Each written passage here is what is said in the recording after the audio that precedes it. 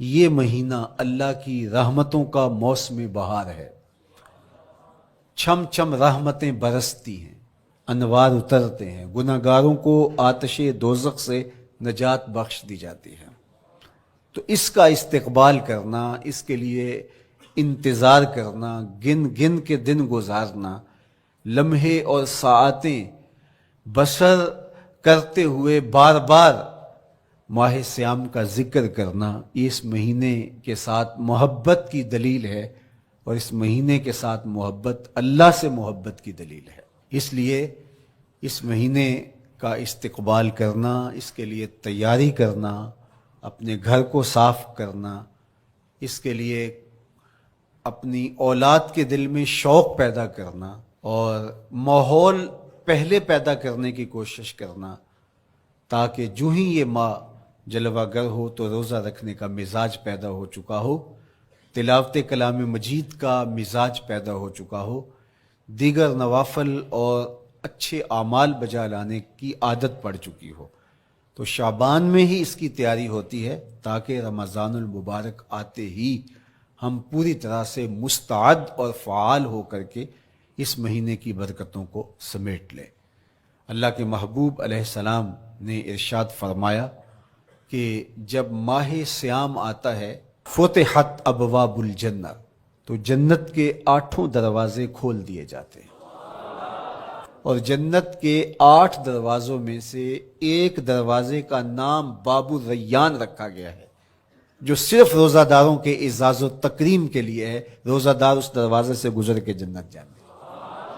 حضرت سیدنا سلمان فارسی رضی اللہ تعالی عنہ فرماتے ہیں کہ رمضان المبارک سے قبل حضور نے یہ خطبہ ارشاد کیا، یا ایھا الناس، اے لوگو، قد اظلکم شہر عظیم، اللہ نے تمہارے اوپر ایک بہت پاکیزہ، پر نور، عالی مرتبت مہینہ سایہ فگن کر دیا ہے۔ شہر فیہ لیلۃ خیر من الف شہر، اس مہینے میں ایک ایسی رات ہے جو 1000 مہینے سے بہتر ہے۔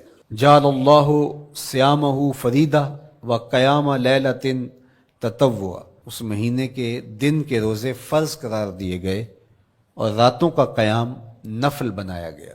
ومن تقرب فیہ بخصلۃ من الخیر کان کمن ادی فریدۃ فیما سواہ، ایک نفل کا ثواب ایک فرض کے برابر اس مہینے میں کر دیا جاتا ہے۔ ومن ادی فریدۃ کان کمن ادی 70 فریدۃ فیما سواہ، اور اگر کوئی ایک فرض ادا کرتا ہے تو اس کو 70 فرائض کا ثواب ملتا ہے۔ وہو شہر الصبر، یہ مہینہ صبر سے کھاتا ہے، ہونے کے باوجود بھی انسان تناول نہیں کرتا۔ ٹھنڈا میٹھا مشروب میسر ہے اور زبان کانٹا بن گئی، حلق خشک ہو گیا، لیکن اس کے باوجود بھی ایک گھونٹ حلق سے نیچے اتارنے کا روادار نہیں ہوتا، تو یہ صبر کی عادت ڈالتا ہے۔ اور سنو، صبر کا ثواب جنت ہے۔ وشہر المواسات، اور یہ ہمدردی کا مہینہ ہے، باہمی پیار کا مہینہ ہے، الفتیں بانٹنے کا مہینہ ہے، نرم دلی کا مہینہ ہے، ایک دوسرے کے احساس کا مہینہ ہے۔ جب کوئی شخص بھوک اور پیاس کاٹتا ہے تو اس کو پھر محسوس ہوتا ہے، بالخصوص امراء، کہ بھوک کیا بلا ہوتی ہے، اور جو نان شبینہ کو ترستے ہیں اور جنہیں کھانا میسر نہیں آتا، ان کی زندگیاں کتنی تلخ ہوتی ہیں۔ تو بھوک اور پیاس احساس پیدا کرتی ہے۔ وَشَهْرٌ يُزَادُ فِيهِ رِزْقُ الْمُؤْمِنِ، اور یہ ایسا مبارک مہینہ ہے جس میں مومن کا رزق بڑھا دیا جاتا ہے۔ غرباء تک بھی اللہ کی نعمتیں وہ پہنچتی ہیں جو عام دنوں میں ان کو میسر نہیں ہوتی، اور امراء بھی نعمتوں کا لطف لیتے ہیں، اس لیے کہ بھوک کاٹنے کے بعد جب ان کو نعمت میسر آتی ہے تو پھر انہیں احساس ہوتا ہے۔ وَمَنْ فَطَّرَ فِيهِ صَائِمًا كَانَ مَغْفِرَةً لِذُنُوبِهِ، جس نے روزہ دار کا روزہ افطار کروایا، یہ افطاری گناہوں کی مغفرت اور آتش دوزخ سے گردن کی آزادی کا مجدہ جاں فضا بن جائے گا۔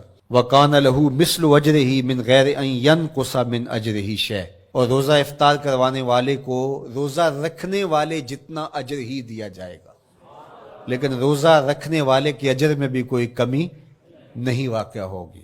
تو صحابہ کا تو دل تڑپنے لگا کہ یہ کتنی بڑی بات ہے۔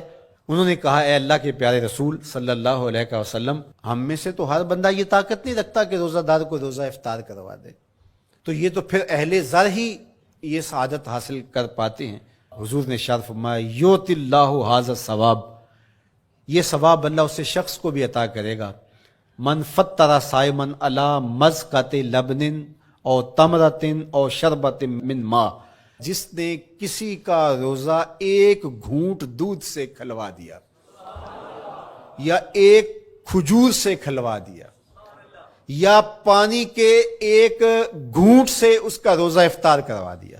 ومن اشبع صائما، اور جس نے صحیح اہتمام کے ساتھ روزے دار کو اچھا کھانا کھلایا، اچھی پرتکلف افطاری دی، سقاہ اللہ من الحوض شربتا لا یظمأ حتی یدخل الجنہ، اس کو حوض کوثر سے ایسا جام ملے گا 50,000 سال کے دن میں اس کو دوبارہ پیاس نہیں لگے گی، یہاں تک کہ جنت میں چلا جائے گا۔ فرمایا وَهُوَ شَهْرٌ أَوَّلُهُ رَحْمَةٌ، یہ وہ مہینہ ہے جس کے پہلے 10 دن رحمت ہیں، اور اس کا درمیانی عشرہ اوسطہ وہ مغفرت ہے، وآخرہ عتق من النار، اور اس کا آخری عشرہ جو ہے وہ آتش دوزخ سے نجات کا ضامن ہے۔ کہا کہ 4 کام اس مہینے میں کثرت کے ساتھ کرو، وہ 2 خصلتیں، 2 کام جن کے ذریعے سے تم اپنے رب کو راضی کر سکو۔ فشہادت اللہ الہ الا اللہ، وہ گواہی دینا ہے لا الہ الا اللہ، وتستغفرونہ، اور تم کثرت سے استغفار کرو، اللہ سے بخشش مانگو۔